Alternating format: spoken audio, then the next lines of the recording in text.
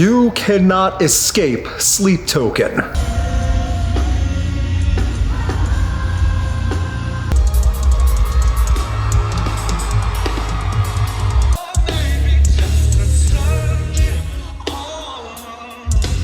It is 2025 and Sleep Token's album Even in Arcadia is about to be released to the public. The public that includes a now ravenous fan base, a fraction of which has become toxic with how obsessed they are over the music, the lore, vessel, everything involved. That obsession and fairly quick rise to massive success and popularity has almost predictably upset metal fans and elitists who refuse to accept Sleep Token as metal. The divisive view of Sleep Token within heavy music fans is already massive considering how popular the act has become in the past couple years and how seemingly harmless and uncontroversial the band is. Metal has a wide variety of tone and sound while having much more complicated and problematic acts, but as Sleep Token is beyond popular now, they are getting the attention, good and bad. The reason for this video at heart is how Sleep Token is currently the most divisive metal band, but I need to point out a few factors that led to Vessel and company getting to this point, through no fault of their own. First, we need to talk about that less than calm fan base. I mean it when I say this band has amassed a legion of worshippers who want to know everything. Decoding lore, understanding hidden meanings, following the made-up theology with sleep, it goes way past dressing up with the masks at concerts. The online discussion is infinitely worse, however. Gatekeepers are now vicious to both people getting deep lore wrong, as well as defending Sleep Token to anyone new who was not around before Take Me Back to Eden,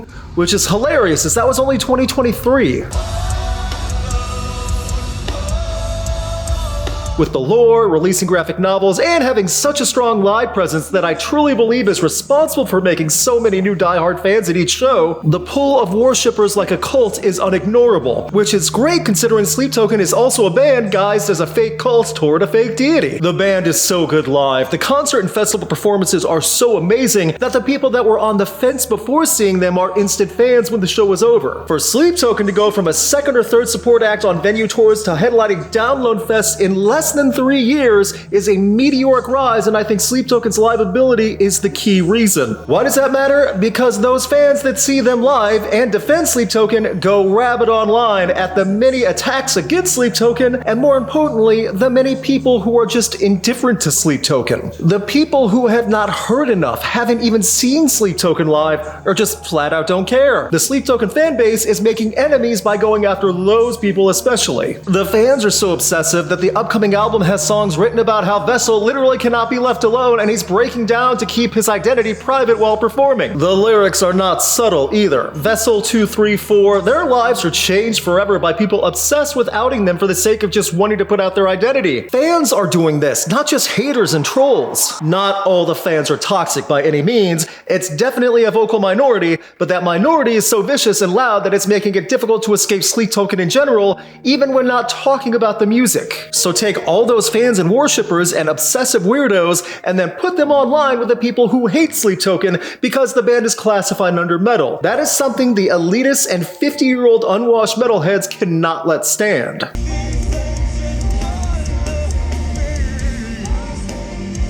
If you've seen any comment section about any Sleep Token post on social media, you've seen someone complain that Sleep Token are not metal. Even if no one was saying the band was metal in the first place or in the post or discussion, there will be several angry people in the comment section screaming about Sleep Token not being metal. The group's attention and popularity has also come due to so many metal fans unintentionally bringing attention to Sleep Token online. Elitists complained so much that people checked out Sleep Token just to see what the fuss was about. And this happened for years. All that compounds over time. To help prove a quick point, I put a community poll on this channel over a week ago asking a basic unleading question: is Sleep Token a metal band? Well, with over 2,000 votes, 66% of people who saw the poll said yes. 2/3 ratio. And to be fair, that's more than I thought it would be. But that's also because I was expecting more anger because the vocal toxic minority of elitists wants to make sure they are heard about what is metal and what is not. So no one thinks I'm trying to dismiss my own opinion or hide from it.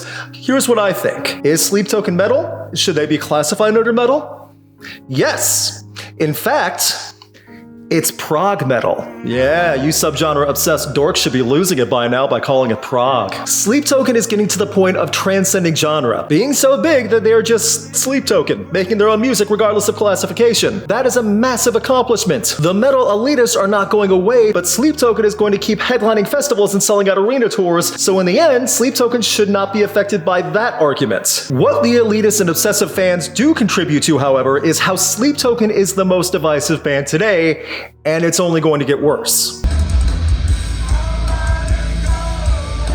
When Even in Arcadia arrives, Sleep Token will be playing new songs live this year about how their lives are permanently changed. Vessel and the group all struggling with the attention and obsession. One side of the division will have a magnified obsession with lyrics going right over their heads about how bad the obsession has hurt. On the other side will be elitists angry that a band classified as metal isn't metal enough and is arguably going to be one of the most successful bands of 2025. Stuck in the middle are casual Sleep Token fans, people who are indifferent, and people who just don't vibe with Sleep Token. And one way or another, those people in the middle will get pulled to one side or the other as Sleep Token keeps getting bigger and more popular. The elitists and gatekeepers, the obsessive fans, all this leads to an ugly rapport tied to the band, and I understand that can happen with any group or artist that gets popular, but it's been a while that metal has had an associated band with a success story so quickly, especially when actual controversy is not involved. So many people are focusing on what genre Sleep Token is, who Sleep Token are under the mask, and why the band is popular, and as a result, the music is becoming secondary. That sucks. The vast majority of bands, regardless of what subgenre they are trying to be a part of or thrust into, do not want to be divisive. It's rare you find musicians who want to divide opinion from the public and have people argue about them. Sleep Token, I don't think, wanted that at all, and they have all the attention now, so that only drives the divide deeper. The arena tour, the download festival headline spot, it's all going to grow Sleep Token even bigger in 2025, along with Even in Arcadia. This is a juggernaut. While metal fans, heavy music listeners, people on Reddit and YouTube comment sections, and social media posts are arguing and complaining about how Sleep Token is or is not metal, and how the band deserves privacy versus trying to know every aspect about the group, Sleep Token is stuck.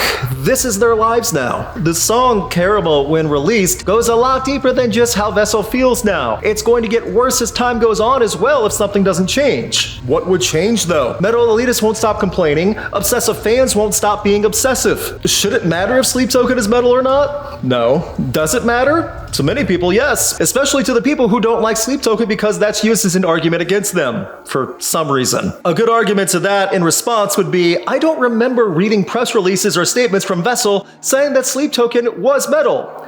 Ever. In fact, Sleep Token doesn't talk to anyone ever, and I think that's where a lot of the hype has risen even more than many other bands out there.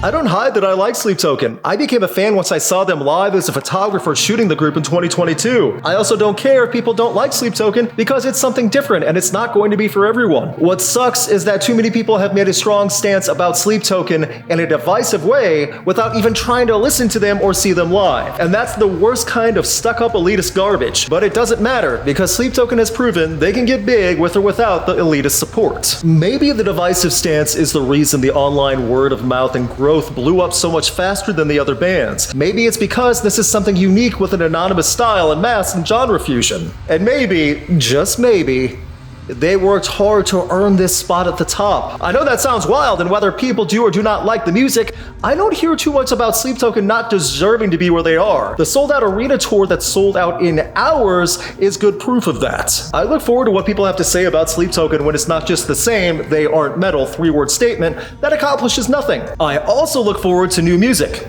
I'll post my thoughts on Even in Arcadia in the comments and description after it's released. I like not knowing what to expect in a genre filled with bands who you always know what to expect. Sleep Token is absolutely the most divisive band in metal, and it's not Sleep Token's doing, it's everyone else's, and that's not going away for a while. Let me know your thoughts about Sleep Token, and let me know what you think about this being the most divisive metal band in a long time. Maybe you agree or disagree, but it's definitely a constant fixture in heavy music now. Finally, here are some cats. Caught these two little ones napping together in the middle of the day when they should be working with me. Spock and Buffy, they're good animals, but I swear sometimes I just cannot get a full 8 hours out of them.